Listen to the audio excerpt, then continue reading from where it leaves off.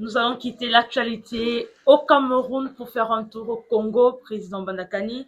Et le 2 août 2025, l'État congolais a célébré la journée du génocide congolais en rendant hommage à des milliers de ses filles, de ses fils victimes des violences, massacres, déplacements forcés commis depuis la guerre du 2 août 1998. Mais, président Bandakani, il est regrettable en même temps de constater que l'accord en dépit de l'accord de principe qui a été signé par l'alliance AFC M23 et de l'accord de Washington signé entre la RDC et le Rwanda, indiquant ici un cessez-le-feu permanent. Les Congolais continuent de tomber sous les balles des combattants de l'AFC M23, président Banakani. Qu'est-ce qui peut expliquer une telle violation flagrante de l'accord qui a été consenti par ces deux parties-là, qui a été consenti par l'alliance AFC M23 et le Congo, qui arrive aujourd'hui à briser cette alliance malgré les fermes principes auxquels ils avaient adhéré? C'est pas le Congo qui brise l'alliance. Je sais, président Badakine. C'est le Rwanda. C'est pas le Congo qui brise, c'est le Rwanda et le M23. Non, c'est le Rwanda, M23 c'est le Rwanda. Non, et ils ont intégré un autre front, le RDF, qu'ils accusent de perpétrer ces crimes-là, ces meurtres-là, au détriment du M23. Qu'est-ce qui peut expliquer ça, président Badakine? La faiblesse de l'État de la RDC. Deuxièmement, le fait que le parrain de l'accord est le principal bourreau. Certes, il se cache derrière le criminel qui est au Rwanda, mais le principal bourreau, ce sont les États-Unis. Le bourreau de la RDC, ce sont les États-Unis qui ont remplacé la Belgique sur Léopold II. On a suffisamment parlé de ça, on ne va pas y revenir.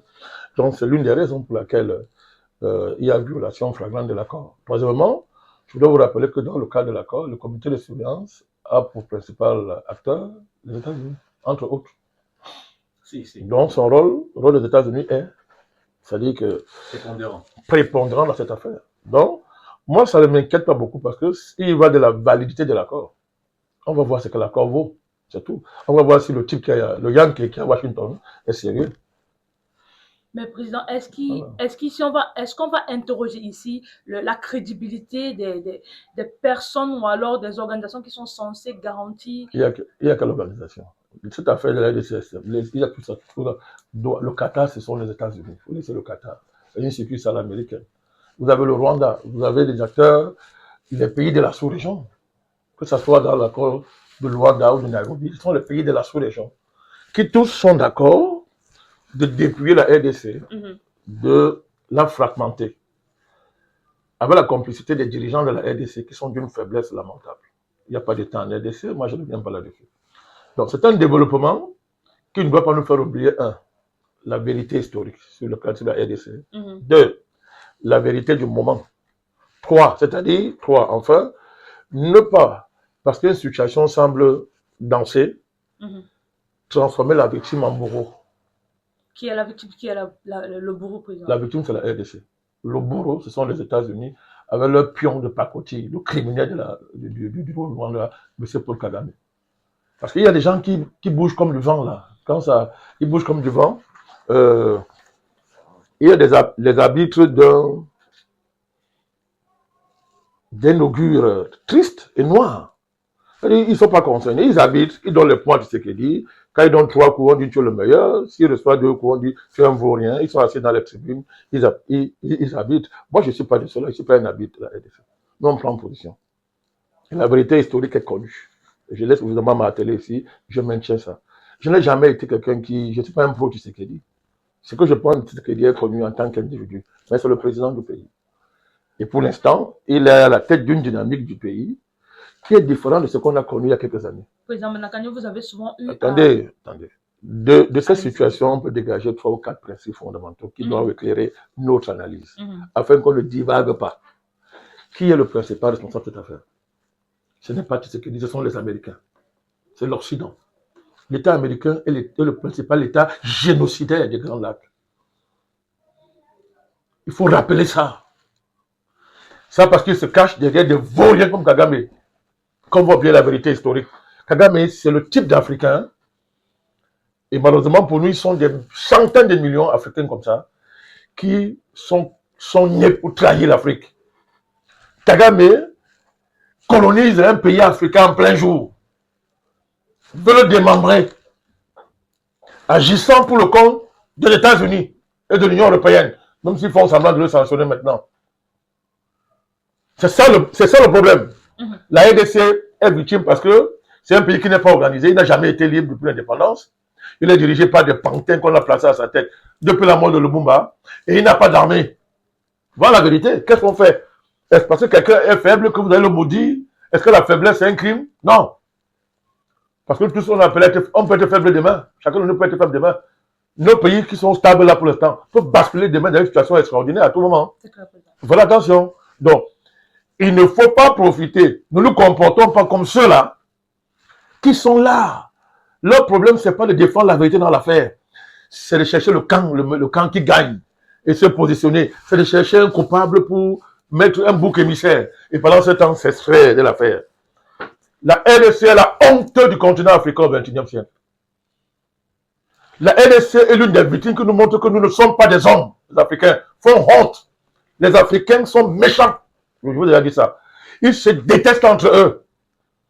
Et je suis triste de le dire pour une fois. Ils sont responsables de ce qui leur arrive. On ne peut pas tout expliquer par l'impérialisme. Ça, il faut le dire haut et fort. Les Africains sont d'abord méchants envers eux. Il n'est pas concevable qu'en Afrique, les Africains ils regardent l'affaire de la RDC comme s'ils ne sont pas concernés. Le Sassou Nguesso, tous ces dirigeants mangent en RDC, pourvu que le pays soit dépassé. Chacun veut soigner ses relations avec les Américains.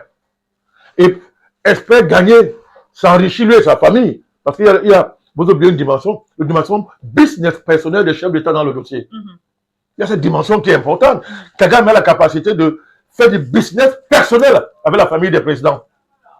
Là, c'est le clientélisme, président. C'est le clientélisme, alors. Oui, mais c'est un mot trop savant. Disons business, pour que tout le monde comprenne. Non? Je donne un mot qu'on va comprendre. C'est un mot trop savant. C'est le business, les dirigeants là. Vous savez, des dossiers comme la RDC permettent à des dirigeants de s'enrichir à titre personnel sans trace. Vous ne voyez pas ça? Il suffit d'oublier ton territoire, la nuit, tu gagnes des milliards. C'est ce que fait M. Sassou Nguesso, c'est ton travail. Même l'Angola joue ce jeu. Tous ces dirigeants, le dirigeant du Kenya fait quoi? Ce petit voyou là, il fait quoi? William Ruto. Qu'est-ce qu'il fait? Chacun veut son carré. Chacun veut sa part. Et ils pensent que non. Quand la RDC va s'effondrer, ils ne seront pas à l'abri. C'est-à-dire que les Africains sont terribles. C'est extraordinaire. Ils refusent de voir que si la RDC s'effondre, c'est tout l'Afrique centrale qui va brûler. On n'a même pas fini d'éteindre le feu en RCA, dans le Sahel, avec cette question des terroristes, que les Africains sont très à l'aise d'accompagner un criminel comme Kagame pour aller coloniser un pays voisin pour le compte de l'étranger. Président Malakani, c'est une honte pour les Africains. Si vous permettez, vous avez souvent eu à prendre position et je pense que l'occasion est donnée pour que vous reveniez sur vos propos. Vous avez indiqué tout à l'heure que la RDC était la victime et que les États-Unis sont responsables du génocide organisé en RDC. Non, ce sont des faits historiques, il n'y a pas de débat là-dessus. Qu'est-ce qui justifie que, malgré leur peu de crédibilité, la RDC se soit livré à eux sur un plateau. La RDC ne s'est jamais livrée. Ils sont garants des accords. La RDC ne s'est jamais. Non. L'accord répondait à un contexte particulier que nous avons suffisamment détaillé ici. La RDC était pratiquement à terre, sans armée. Depuis 30 ans, le pays vit un génocide, c'est connu. Et si vous commencez depuis 30 ans, vous allez remonter, vous allez arriver à la conférence de Berlin, qui avait pour enjeu le Congo. Vous oubliez tout ça. L'enjeu de cette conférence, c'était le Congo. Donc le sort de l'Afrique s'est dessiné à Berlin à partir de la situation du Congo. Il faut rappeler ça aux gens. Donc la RDC ne s'est jamais livrée. La RDC, c'est une histoire de résistance. Depuis ceux qui ont résisté à Léopold II, tous ces gens qui se sont battus, jusqu'à Lumumba. Ben, c'est aussi l'histoire des trahisons. C'est ça l'Afrique. Donc, on va dire que C'est une dialectique. l'Afrique est en train d'assister à la mort d'un de ses frères. Non, de ses principaux poumons. Et même complice par. La RDC n'est pas n'importe quel pays, c'est un des poumons centraux de l'Afrique. Il faut rappeler ça. Quand la RDC ne respire pas, l'Afrique ne respire pas. Quand la RDC est malade, l'Afrique est malade. Ce qui est extraordinaire, c'est que ça ne dérange pas des millions d'Africains qui sont très contents. C'est cette affaire.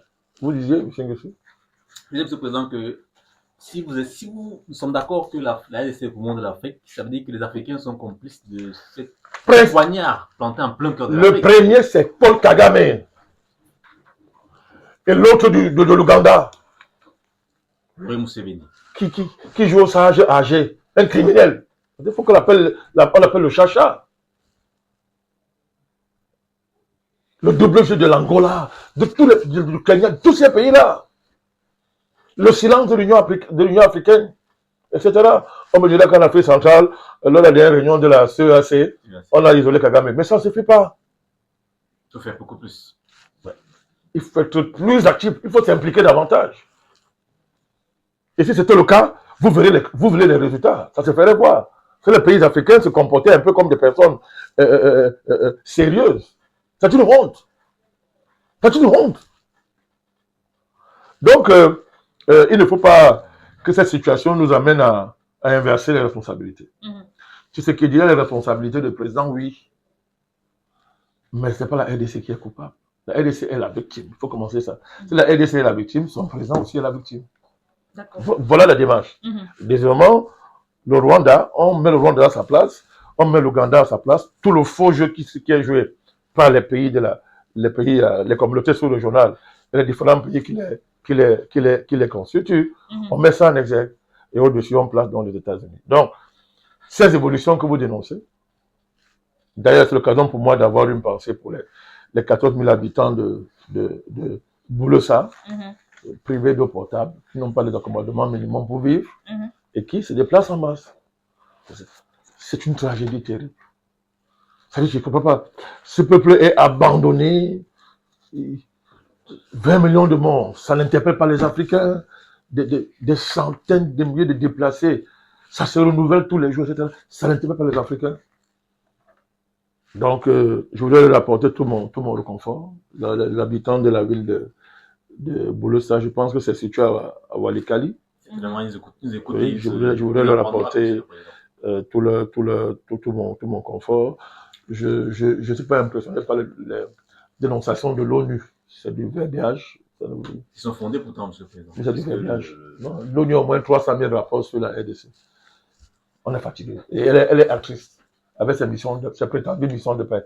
L'ONU est actrice. Complice du pillage aussi, M. le Président. Complice, actrice avec ses prétendues missions de paix. Donc, il faut rappeler ses responsabilités. Quand on a fini de le faire, il faut que M. Tshisekedi bouge davantage. Qu'il le veuille ou pas, le rôle d'un président, ce n'est pas de se vanter d'être en réalité un valet. Parce que l'accord là, c'est quoi? L'accord, c'est que la RDC fait de M. Trump son Dieu. Mais ton Dieu là, il te montre que Trump, c'est un personnage. Il faut faire trop d'efforts pour ne pas utiliser les mots déplacés contre ce type. Je sais pas, c'est le prototype même d'un Américain, des Yankees. Donc, tu sais ce qu'il dit, nous avons salué les efforts qui ont été faits pour arriver à ce niveau.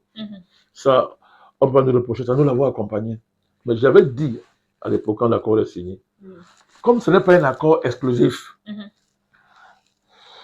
la statue de Tshisekedi comme président sera déterminée par sa capacité à tirer les conséquences de l'application ou non de cet accord, je l'ai dit. Et là, les choses sont claires. Si M. Trump n'est pas en capacité de tenir sa parole, que M. Tshisekedi tire les conséquences. Sinon, il est président de quoi? Sinon, son rôle, c'est quoi? Un président, ça a des droits, mais ça a des devoirs. Ce que je dis là, c'est valable pour tous les présidents, en commençant par le président du Cameroun. On n'est pas seulement président pour dire qu'on est président. Il y a des devoirs et des responsabilités. Quand vous signez un accord avec des partenaires qui se fichent pas mal de son application, alors que dans les termes de l'accord, c'est clairement stipulé, vous tirez les conséquences. Et j'avais dit à l'époque... On prend l'accord, M. le Président. Non, à diversifier les partenariats. C'est ce qui dit devant ses responsabilités. Je l'avais dit. Donc, une des conditions pour lesquelles j'ai soutenu cet accord, j'ai estimé que c'est une avancée. Ça le demeure toujours d'ailleurs. C'est que M. Tshisekedi soit en capacité de tirer les conséquences immédiatement quand il est constaté que les accords sont défaillants. Les acteurs sont trop défaillants. D'ailleurs, M. Trump ne s'est pas empêché d'aller signer un accord avec Kagame pour le transfert des migrants au Rwanda. Tout le monde sait que c'est un accord criminel. Mais comment Trump peut en même temps signer un accord de ce type avec Kagame et prétendre sécuriser la RDC? C'est évident qu'on est en face de nous le Yankee. Hein, la RDC est devenu le prolongement du Far West où on tirait sur les Indiens comme on tire sur des pigeons. Donc il faut que le président Tshisekedi tire les conséquences de cette affaire. Si les Américains ne sont pas partis prenants de l'affaire, mais qui tire les conséquences? Il faut diversifier les partenariats militaires. Il peut le faire. Il peut le faire. Il faut protéger la population de son pays, c'est sa mission. Mais je vais aller plus loin. Ce n'est pas l'objet, de mon point de vue, de ce que nous disons aujourd'hui de la RDC. Il y a un truc plus important à dire. Et pour la première fois, je dis bien pour la première fois, je vais envoyer un message à M. Tshisekedi. D'accord. Allez-y, monsieur le Président. Je ne suis pas prophète, je ne sais pas ceci, mais je lui envoie un message clair. Il y a une affaire qui secoue la RDC et l'Afrique, qui concerne le pasteur Tounassi. Et Marcelo Tounassi et son ex-épouse, Madame Blanche Tounassi, décédés dans des conditions qui restent à élucider. Le président Tshisekedi et son épouse ont assisté à ce deuil. Ils en ont fait pratiquement un événement national. À l'heure actuelle, il y a beaucoup d'indices qui nous poussent à demander au président de faire la lumière sur cette affaire. D'accord. C'est ça. Non, vous allez écoutez-moi très bien. Je suis très sérieux là. Je suis très sérieux. Je dis qu'il y a beaucoup d'indices. Mon rôle, ce n'est pas de faire la lumière, ce n'est pas notre rôle. Nous demandons à celui qui a le pouvoir de le faire, de le faire. Et celui qui a ce pouvoir, c'est le président Tshisekedi, au regard de l'implication qui a été la sienne dans le deuil. Durant les obsèques. C'était pratiquement un deuil national en RDC. Aujourd'hui, il y a beaucoup d'indices, vraiment factuels, qui exigent de la lumière, que la lumière soit faite dans cette affaire. Et moi, je dis au président Tshisekedi,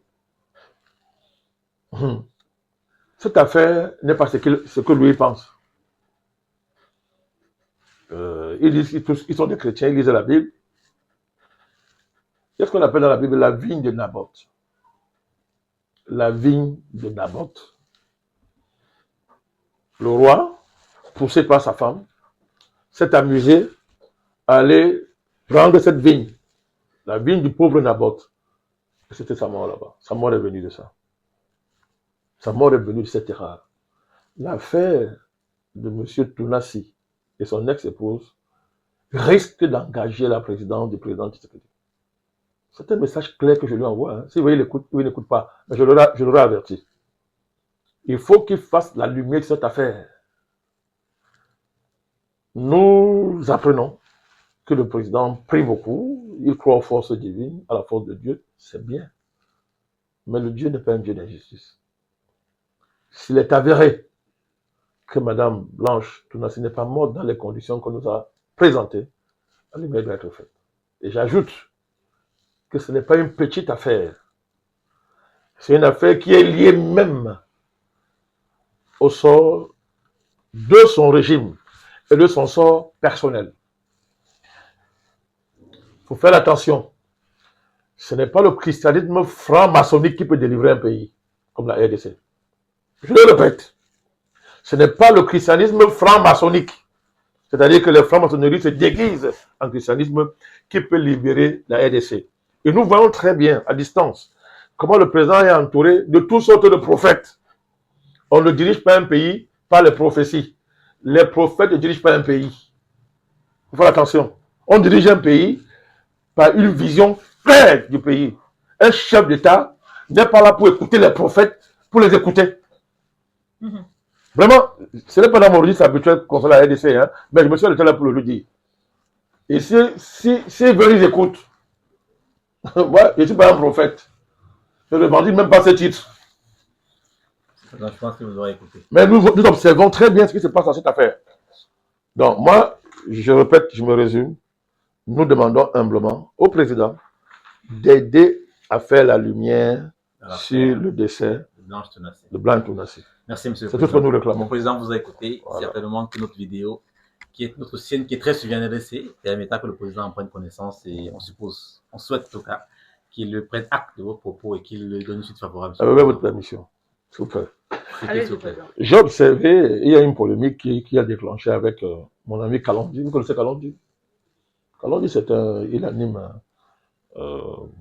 il fait un patriote qui est très engagé pour la situation de son pays. Il a une chaîne YouTube. Il a une chaîne web chaîne, si vous voulez, dans laquelle il s'exprime. Et j'ai été très triste de voir qu'il s'est en pris à tous les Camerounais parce qu'il était en désaccord avec Nathalie Yam, qui d'après lui aurait tenu des propos qui ne l'arrangeaient pas concernant son pays. Il a tenu des propos, je l'ai écouté. Je dis, il ne faut pas tomber dans ce genre de piège. Les Congolais ont le droit de critiquer le président camerounais comme ils veulent. Je les encourage à critiquer le Cameroun. Comme nous, on les assiste, ils font ce qu'ils veulent. Mais de grâce, il ne faut pas ouvrir des faux combats. Vous ne pouvez pas généraliser à un peuple un désaccord que vous avez avec un membre de ce peuple. Un membre de ce peuple-là. Ça devient un procès contre le Cameroun, etc. Mais nous qui défendons la RDC, là, nous on a fait quoi dans ça? Est-ce que tous les Camerounais sont assimilables à la personne avec qui lui il a un désaccord? Certainement pas. Donc vraiment, je voudrais les interpeller. Il faut savoir ce que l'on veut. Les Africains, nous sommes tous des frères. Moi, je me sens congolais. Ils doivent se sentir camerounais. C'est ça le panafricanisme. Et ce n'est qu'ainsi qu'on va s'en sortir. Je n'ai pas trouvé élégant. C'était pas consistant pour M. Kalonji, que je suis d'ailleurs avec beaucoup d'intérêt, de se livrer à ce type de généralisation légère. C'est pas sérieux. Il faut traiter les problèmes comme on doit les traiter. Vous avez un désaccord avec un Camerounais, mettez-le à sa place. Mais ne généralisez pas. Il n'y a pas eu une réunion au Cameroun pour mandater la dame avec qui lui il était en désaccord de faire ce qu'elle a fait. De faire ce qu'elle a fait. Et il a oublié qu'il y a beaucoup de Camerounais, beaucoup, qui considèrent que ce pays c'est leur pays et qui sont de tout cœur avec ce peuple-là. Il ne faut pas se comporter comme ça. Ça nous aide pas à avancer.